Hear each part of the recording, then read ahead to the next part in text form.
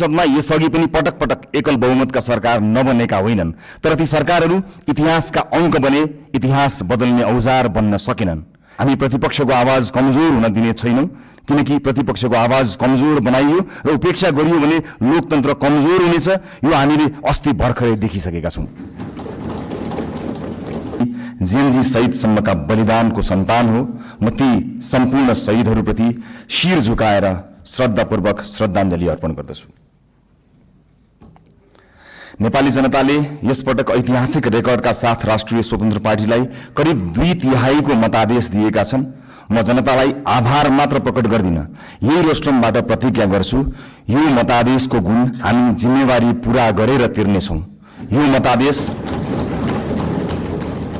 यो मतादेशमा जनताको आशा पनि छ, आक्रोश पनि छ। मलाई थाहा छ हामीले पाएको मत समर्थनको मात्र होइन, परिवर्तनको मत हो। हामीलाई जनताले दिएको म्यान्डेट सिंहदरबार चलाउन होइन, सिंहदरबार बदल्न हो। म गर्वका साथ भन्न सक्छु हामीले बदल्न सुरु गरिसकेका छौं। सभाध्यक्ष महोदय, सत्तारूढ दलको सभापतिका रूपमा अब हामीले बोलेर मात्र पुग्दैन। मैले मात्र होइन, रासोपाका हरेक माननीयले कामबाटै आफूलाई, पार्टीलाई र सरकारलाई प्रमाणित गर्नुपर्छ। अब हामी राम्ररी बोल्नु भन्दा पनि हाम्रा कामहरू र सरकारका कामहरू आफै अत्यन्त राम्रोसँग बोल्नेछन् र ती बोल्न सुरु गरिसकेका कुरा फेरि पनि म निवेदन गर्न चाहन्छु। सभाध्यक्ष महोदय, हामीलाई हनीमुन पिरियडको सुविधा पनि चाहिँदैन। हामी दिन गनेर होइन, सेकेन्ड गनेर काम गर्न चाहन्छौं र गर्न सुरु गरिसकेका छौं। तपाईहरुले सरकारको रफ्तार देखिरहनु भएको छ। अब कर्मचारी तन्त्र सहित सिंगो देशले यो रफ्तारसँग गति मिलाउनुको विकल्प छैन। हामी आफ्ना मात्र होइन, जायज छन् भने विपक्षी दलका चुनावी प्रतिबद्धताको पनि स्वामित्व लिन तयार भएर आएका छौं र यसको सार्वजनिक घोषणा हामीले गरिसकेका छौं। सभाध्यक्ष महोदय, सरकारका प्राथमिकता, योजना र दिशा सविस्तार सम्माननीय प्रधानमन्त्री ज्यूबाटै आवश्यक परे बोलेर र आवश्यक नपर्दा नबोलेरै कामबाट प्रस्तुत हुने कुरा पनि म सम्मानित सदनलाई जानकारी गराउनेछु। र म आज केवल केही राजनीतिक विषयमा प्रवेश गर्न चाहन्छु। सभाध्यक्ष महोदय, यो सम्मानित संसदमा यसअघि पनि पटक पटक एकल बहुमतका सरकार नबनेका होइनन्, तर ती सरकारहरू इतिहासका अंक बने, इतिहास बदल्ने औजार बन्न सकेनन्। किन सकेनन्? दृष्टिकोणमा समस्या थियो कि प्राथमिकतामा, पारदर्शिता र जवाफदेहितामा कमजोरी थियो कि कार्यान्वयनमा? किन अवसरहरूलाई परिणाममा बदल्न सकिएन? हामी इतिहासबाट सिक्न लाज मान्ने छैनौं। जनताले अहिले हामीलाई दिएको विशाल बहुमतको इतिहास यो पनि फेरि गुमेको अवसर भनेर लेखियो भने हामी कलंकित हुनेछौं। हामीलाई त्यो मन्जुर छैन। रासोपाका साथीहरूलाई म सम्झाउँछु, हामी यहाँ प्रश्न सोधेर आएका हौं। अहिले बस्ने ठाउँ फेरि होला, तर आज पनि ती प्रश्नहरूप्रति हाम्रो नैतिक जिम्मेवारी उस्तै छ। अब साबित गर्नु छ कि हामीलाई केवल प्रश्न सोध्न मात्र आउँदैन, उत्तर दिन पनि आउँछ। समस्या देखाउन मात्र होइन, समाधान खोज्न पनि आउँछ। प्रतिपक्ष दलहरूलाई मेरो विनम्र आग्रह छ, हामीमाथि 24 घण्टा निगरानी गरिदिनु होला। शासनमा तपाईहरुको लामो अनुभव छ, हाम्रा कमजोरी उजागर गरिदिनु होला, गल्ती देखाइदिनु होला। यदि हामीले बाटो बिरायौं भने सच्याइदिनु होला। यदि हामी जनताबाट टाढा हुन खोज्यौं भने हामीलाई जनताको आवाज सम्झाइदिनु होला। हामीबाट अहंकार नबढोस्, हामीमा कुनै अहंकार नछाओस्, हाम्रा निर्णयहरू एकतर्फ नहुन्।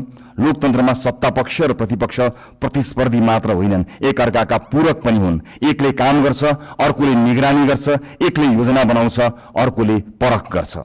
हामी प्रतिपक्षको आवाज कमजोर हुन दिने छैनौं, किनकि प्रतिपक्षको आवाज कमजोर बनाइयो र उपेक्षा गरियो भने लोकतन्त्र कमजोर हुनेछ।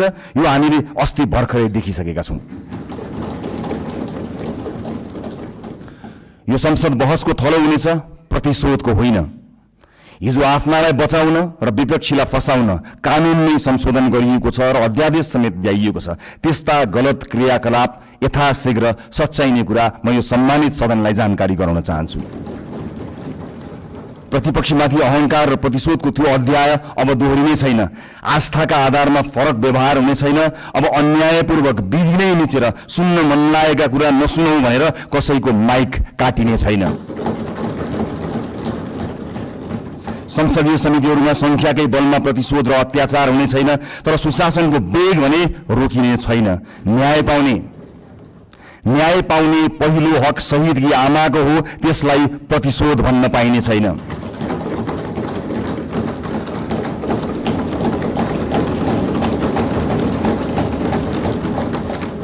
यो सरकार जेनजी विद्रोहको पनि सन्तान हो। हिजो संविधान र कानूनको आवरणमा नेता र पार्टीका सिफारिसबाट नियुक्ति लिएकाहरूले स्वैच्छिक रूपमा राजीनामा दिँदै विधिको पालना गर्नमा सहयोग गरिदिनु हुन म अपिल गर्न चाहन्छु।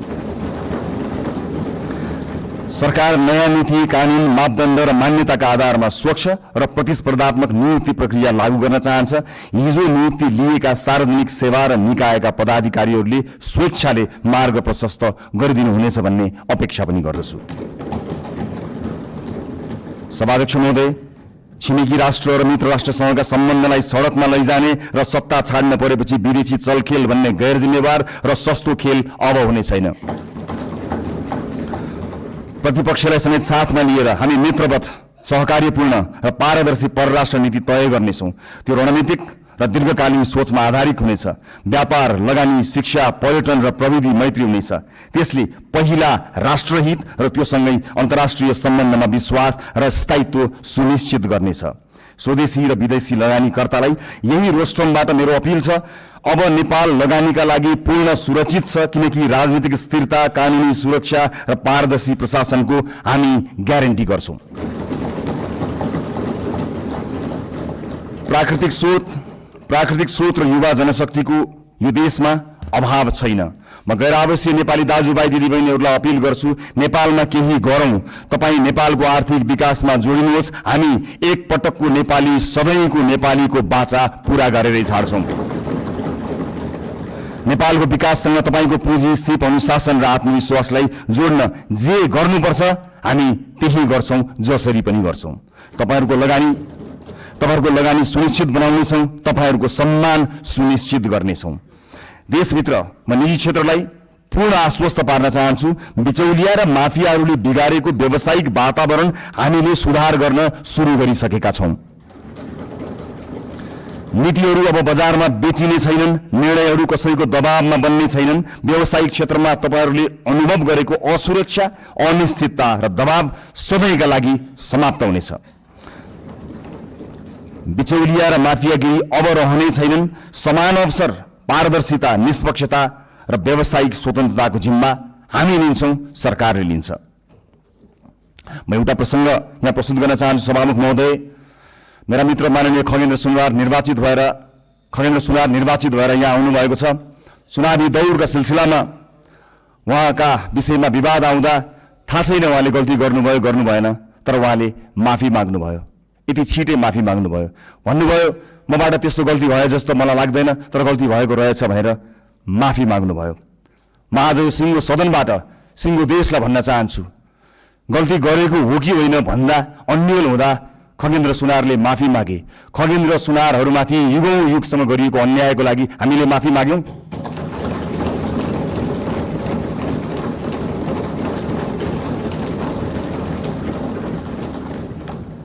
यो देशको दलित समुदायलाई मैले आज सार्वजनिक क्षमा याचनाका साथ केही भन्नु छ।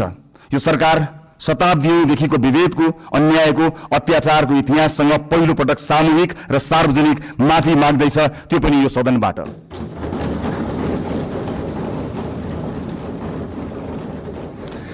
आजसम्मको विभेद सामाजिक गल्ती थिएन, संगठित अपराध थियो।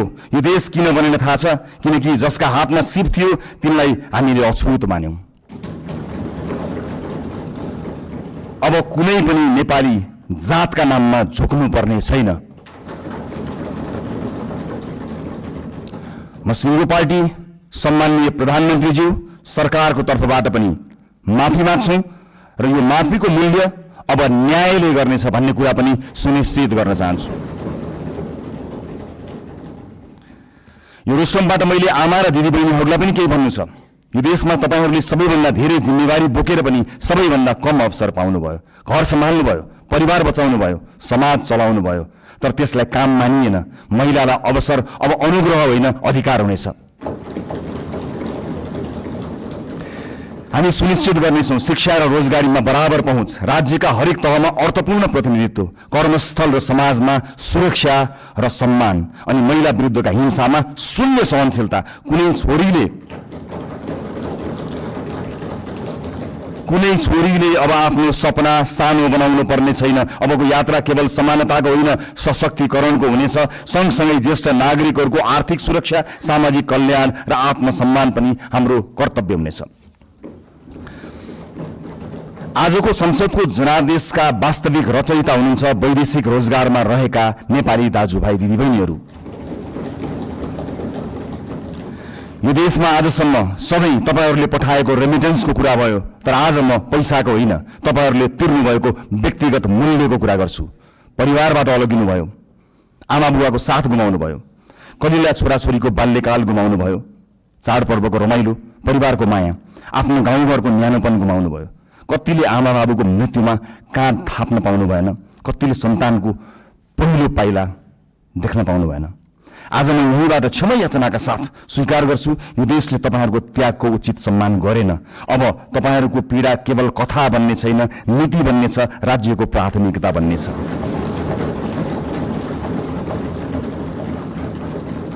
बिचौलिया र श्रम माफिया अब कारबाहीका भागीदार हुनेछन्। अबको नीति तथा कार्यक्रम र बजेट तपाईहरूको हुनेछ।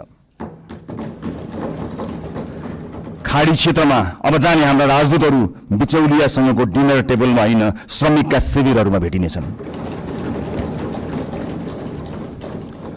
मैले युवा साथीहरूलाई विशेष अपिल गर्नु छ, यो परिवर्तन पनि तपाईहरूको हो, यो सरकार पनि तपाईहरूको हो, यो संसद पनि तपाईहरूको सङ्घर्ष, तपाईहरूको आवाज र तपाईहरूको विश्वासको परिणाम हो यो संसद। तपाईहरूलाई दक्ष र आत्मनिर्भर बनाउन, रोजगारी र उद्यमशीलतासँग जोड्न, नवप्रवर्तन र नेतृत्वका अवसरहरू पैदा गर्न सरकार प्रतिबद्ध छ।